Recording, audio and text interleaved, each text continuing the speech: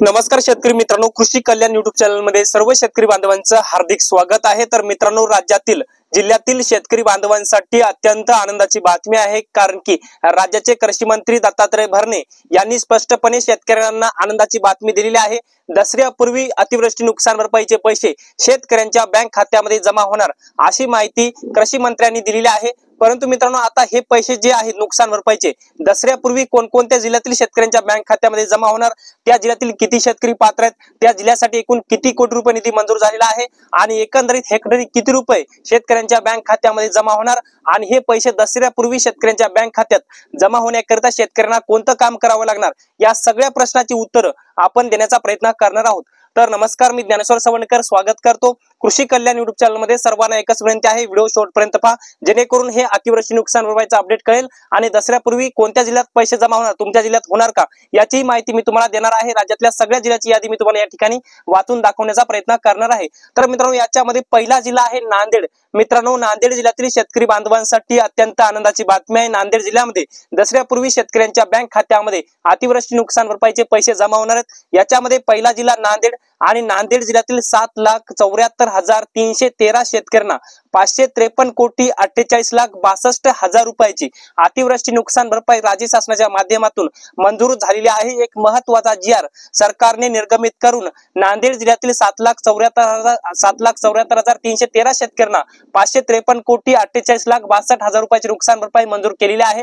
यानंतरचा जिल्हा आहे दुसरा, तो म्हणजे परभणी जिल्हा। मित्रांनो, परभणी जिल्ह्यातील 2,38,530 शेतकऱ्यांना 128,55,38,00,000 रुपयाच्या अतिवृष्टी नुकसान भरपाईची मंजुरी दिलेली आहे। त्यामुळे परभणीमध्ये सुद्धा दसऱ्यापूर्वी शेतकऱ्यांच्या बँक खात्यामध्ये या निधीचं वितरण होणार आहे। मित्रांनो, तिसरा जिल्हा आहे सातारा आणि मित्रांनो, सातारा जिल्ह्यातील 142 शेतकरी आणि सांगली जिल्ह्यातील 13,475 शेतकरी आणि या दोन्ही सातारा आणि सांगली जिल्ह्यातील एकंदरीत आपण पाहिलं तर 7,48,61,00,000 रुपयाचा निधी दसऱ्यापूर्वी शेतकऱ्यांच्या बँक खात्यामध्ये जमा होणार आहे अशी माहिती देण्यात आलेली आहे।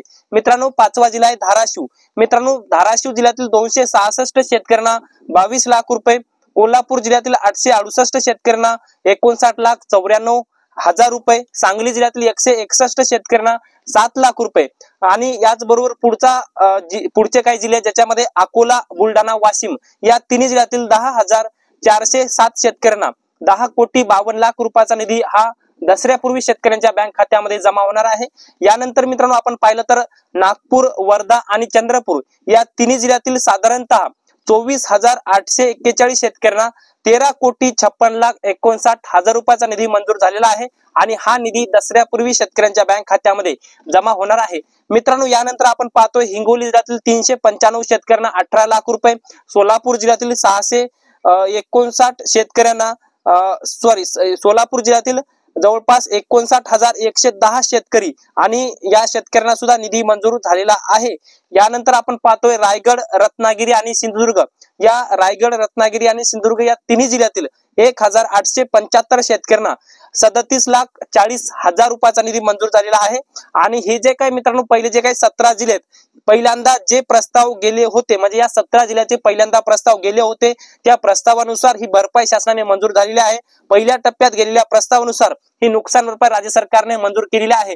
परंतु याच्यानंतर आपण पाहतोय परत म्हणजे जून, जुलै, ऑगस्ट, सप्टेंबर, आपण पाहतोय ऑगस्ट आणि सप्टेंबर या 2 महिन्याची सुद्धा अतिवृष्टी नुकसान भरपाईचे प्रस्ताव सरकारकडे अजूनही गेले नाहीत आणि प्रस्ताव गेल्याशिवाय सरकार नुकसान भरपाई मंजूर करत नसतं। याच्या व्यतिरिक्त अजूनही मराठवाड्यातल्या 8ही जिल्ह्यातील शेतकऱ्यांना मोठ्या प्रमाणामध्ये अतिवृष्टी नुकसान भरपाई मिळणार आहे। आता पाहतोय हिंगोली जिल्ह्यातील फक्त 395 शेतकरी पहिल्या प्रस्तावानुसार मंजूर केले, परंतु यानंतर जवळपास हिंगोली जिल्ह्यातील 3 ते 4 लाख शेतकऱ्यांना अतिवृष्टी नुकसान भरपाईसाठी पात्र केलं जाणार आहे, कारण की ऑगस्ट आणि सप्टेंबर या महिन्यामध्ये हिंगोली असेल, परभणी असेल, धाराशिव असेल, छत्रपती संभाजीनगर असेल किंवा जालना असेल, बीड असेल, लातूर असेल, या मराठवाड्यातल्या 8ही जिल्ह्यातील शेतकऱ्यांचा मोठ्या प्रमाणामध्ये नुकसान झालेलं आहे।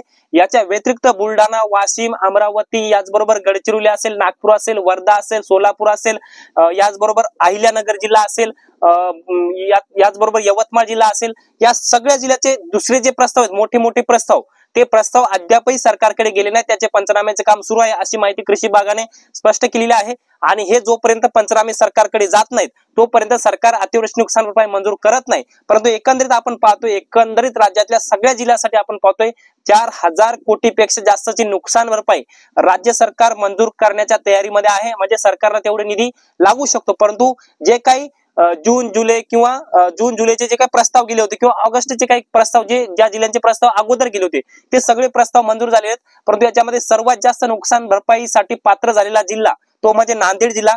नांदेड जिल्ह्यातील तब्बल 7,74,313 शेतकऱ्यांना 553,48,62,000 रुपयाच्या नुकसान भरपाईची मंजुरी अखेर सरकारने दिलेली आहे।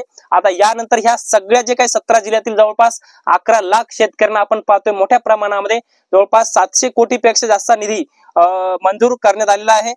700 पेक्षा जास्त निधी आहे, 800च्या वरी असू शकतो साधारणतः। आणि हे सगळे जे काय आहेत हे सगळे जे निधीचं वितरण आहे हे दसऱ्यापूर्वीच होणार अशी माहिती कृषी मंत्री दत्तात्रय भरणे यांनी स्पष्ट केलेली आहे।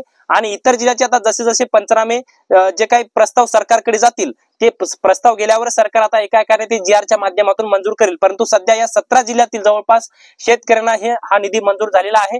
यामध्ये आपण पाहतोय 11 लाखापेक्षा जास्त शेतकऱ्यांना म्हणजे 11,43,000 शेतकऱ्यांना हा निधी मंजूर करण्यात आलेला आहे। तर मित्रांनो, आपण या व्हिडिओच्या माध्यमातून अतिवृष्टी नुकसान भरपाई संदर्भामध्ये एक महत्त्वाचा असा अपडेट घेण्याचा प्रयत्न केलेला आहे। हे छोटंसं अपडेट तुम्हाला कसं वाटलं कमेंट्स मध्ये नक्की कळवा। आणि हा व्हिडिओ जर आवडला असेल तर एक लाईक करा, प्रत्येक शेतकरी बांधवांपर्यंत महत्त्वाची अशी माहिती शेअर करा। धन्यवाद।